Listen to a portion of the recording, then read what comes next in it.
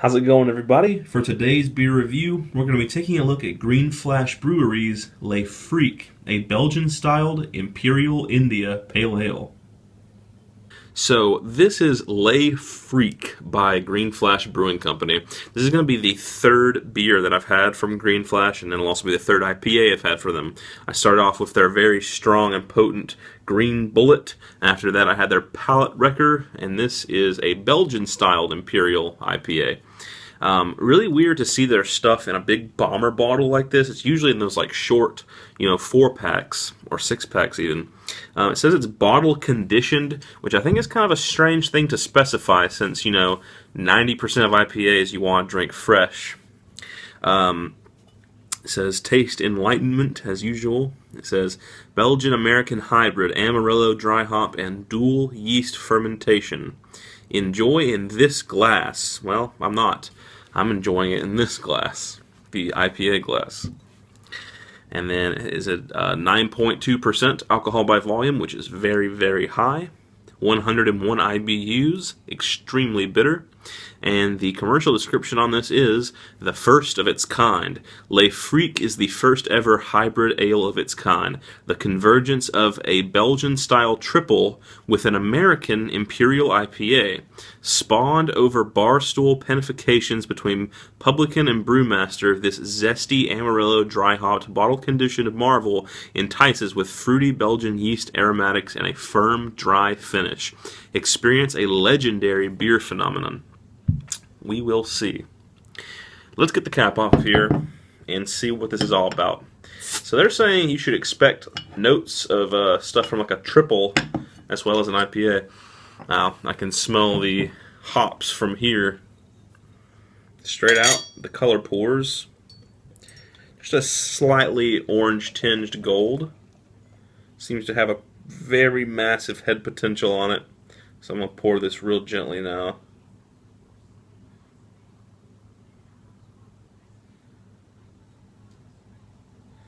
Yeah, that's a crazy head potential. I mean, look at this. This is like, what, 3.5, 4 fingers of just slightly off-white,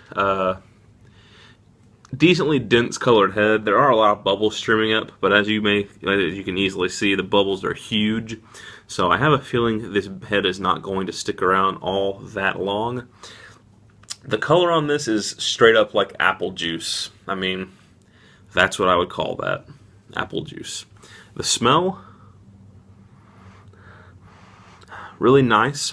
Maybe even a little bit understated. It's not just super crazy intense and in your face like a lot of Imperial IPAs are. It's got your, you have your things you'd expect from it, like your hops, your grapefruit, your orange. But then there's also those things that I'm really understanding why they're calling it Belgian style and why they say it's almost like having a double mixed in.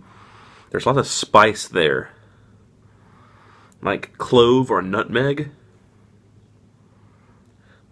It almost has that slightly, if you've had it, you know what I'm talking about, that slightly bubble gum quality to it in the smell.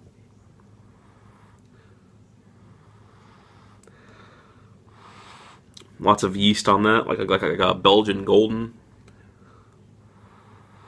Yeah, this is kind of all over the place. So you've got your grapefruit, citrusy hops, oranges. You've got that kind of bubblegum Belgian golden yeast smell, and then like some clove and nutmeg spiciness to it. Really strange. I can't say I've smelled a beer that smelled this way before. It definitely does smell like the label says as a mixture between like a Belgian triple and an IPA. So let's give it a taste and see what it's all about.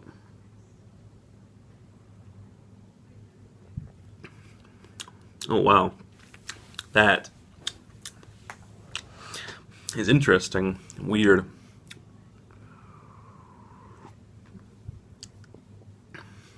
Up front, there's hoppy sweetness, which kind of fades into that, once again, bubblegum spiced sweetness that you get from like a Belgian triple. And it ends on a quite bitter, hoppy note.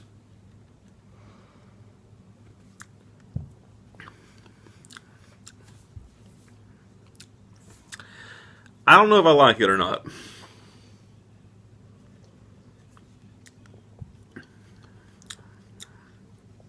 It's just weird, man. It's like,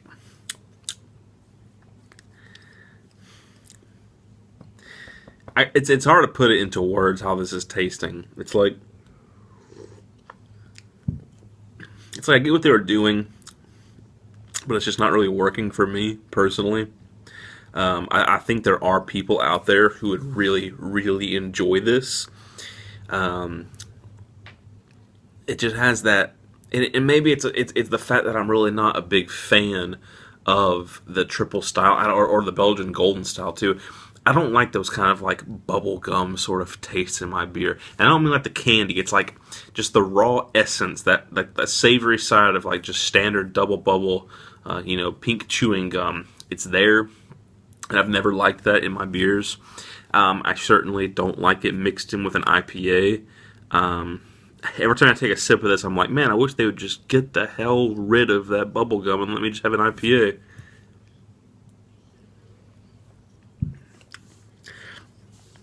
I will say this much, though. I'm actually going to give this a lower score on the style than I am my own personal opinion. And the reason why is because I've had Belgian-styled IPAs. Belgian-styled IPAs does not mean mix a Belgian beer with an IPA. That is not Belgian style. Belgian style IPAs are like a lot more clean, crisp version of an American IPA. Basically, they've toned down some of the things and made it a lot more thirst-quenching, sessionable, and clean, and not so heavy and bitter like how most IPAs are, but it still has those kind of citrusy, floral, tropical, sweet taste to it still. This is not Belgian styled. This is like Belgian triple and golden ale mixed with an IPA. So as far as like the score of as far as the representation goes of the style, I don't know what to rate it, but it's low, like a 30, a 20. That's not what it is. For my own personal score on just how I'm thinking about this beer,